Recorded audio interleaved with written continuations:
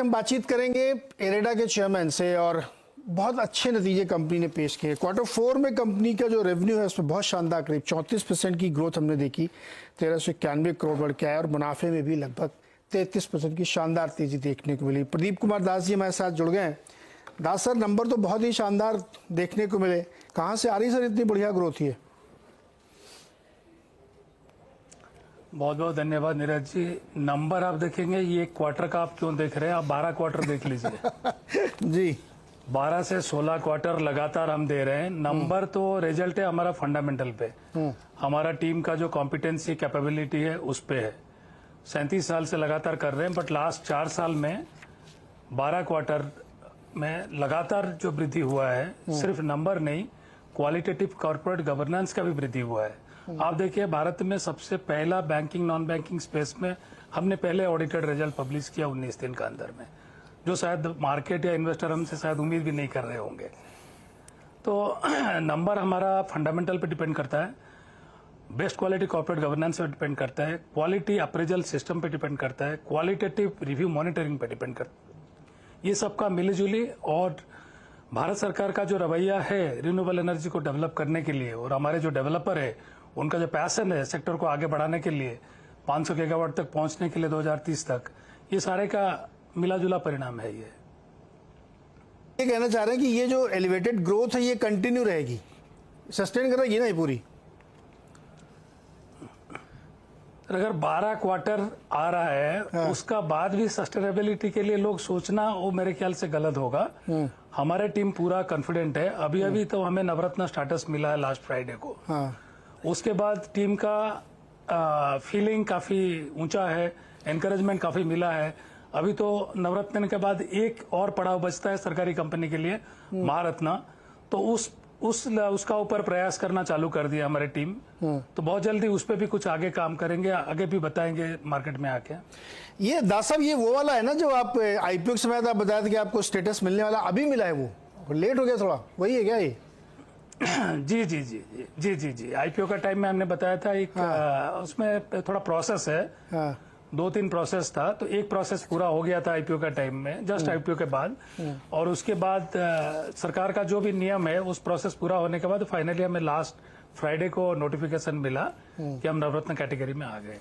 Okay, अच्छा sir, ये बताइए आपका मार्जिन जो थोड़ा ऑटोनॉमी मिलेगा हमें। हाँ, ये मतलब इससे कितने 1000 करोड़ का फैसला आप खुद ले सकते हैं, ये बताइए। देखिए, एक तो कैपिटल इन्वेस्टमेंट के लिए लगभग पूरी छूट समझ लीजिए, थोड़ा बहुत लिमिट है उसमें। बट हमारा जो नेटवर्थ है उस हिसाब से हम जितना पूरा एक्सप्लॉइट कर रहे हैं आज का दिन में से 7 गुना तक जा रहे हैं। उससे रिलेटेड तो सिर्फ हमारा CRAR का जो रुकावट था वही था, हमें इक्विटी बढ़ाना था। भारत सरकार पहले 1500 करोड़ दिए, फिर हमने आईपीओ करके लाए। अभी जरूरत पड़ेगा तो फॉलो ऑन पब्लिक ऑफर भी लाएंगे।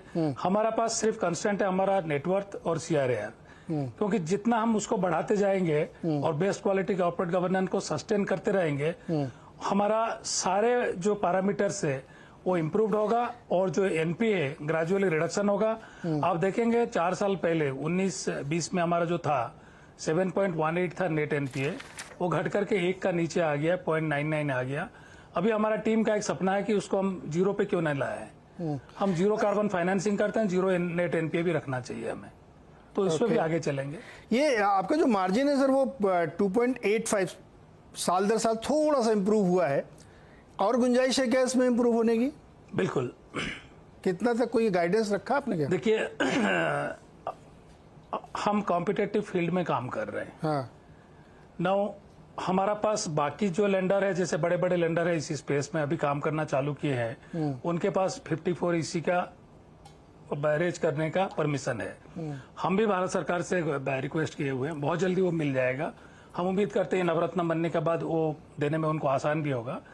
तो जब हमें 54 EC कैपिटल गेन में बॉन्ड रेज करने के लिए मौका मिलेगा, वो हमें फर्दर एनेबल करेगा। एटलीस्ट 5-10 पैसा हमारा एवरेज कॉस्ट ऑफ बोरोइंग कम हो जाएगा। जब बोरोइंग कम हो जाएगा तो डेफिनेटली हमारा इवन हम जो मार्केट में भी अभी नवरत्न के बाद मार्केट परसेप्शन हमारे लिए भी बदलेगा।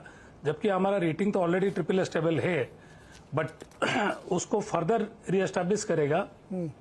हम उम्मीद करते हैं हमारा जो बोरोइंग है उसमें भी घटेगा, तो बोरोइंग में थोड़ा घटत आएगा और लेंडिंग में हम उसको पासन करेंगे तो हमारा जो लेंडिंग स्पीड है हो सकता है वो भी बढ़ेगा।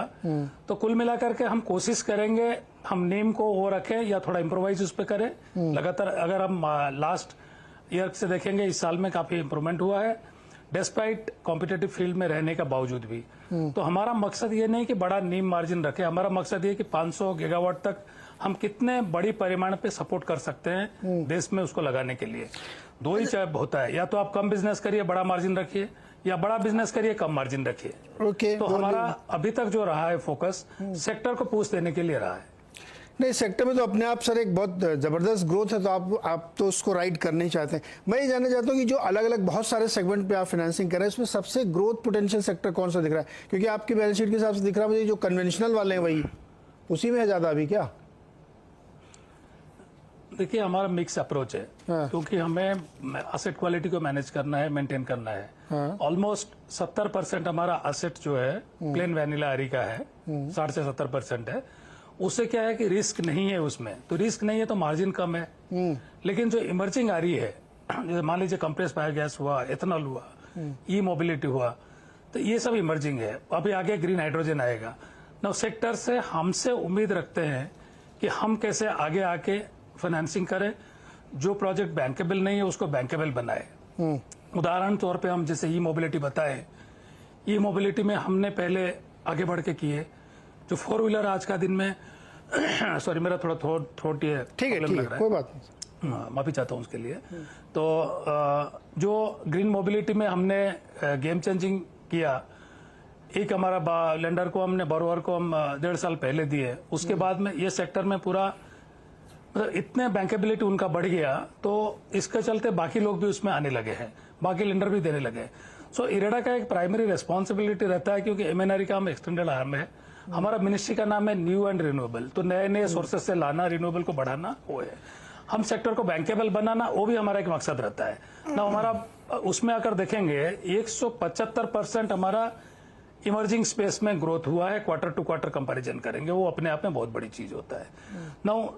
20 से 25% अगर हम इमर्जिंग हमारा लोन बुक पे रखते हैं, जबकि उसमें मार्जिन हमारा बहुत ज्यादा रहता है, क्योंकि रिस्क रहता है तो रिस्क प्रीमियम लोड करना होता है। अच्छा दास साहब, एक बढ़ाने के लिए अपना रिस्क दास साहब एक चीज समझाइए संक्षेप में, ये जो एथेनॉल के आपने बीच में जिक्र किया और ईवी 4 व्हीलर पे, इस पे ग्लोबली थोड़ा स्लो डाउन है क्या? मतलब अपने आप एथेनॉल पे भी थोड़ा सा गवर्नमेंट गो स्लो वाली पॉलिसी काम कर रही है क्या?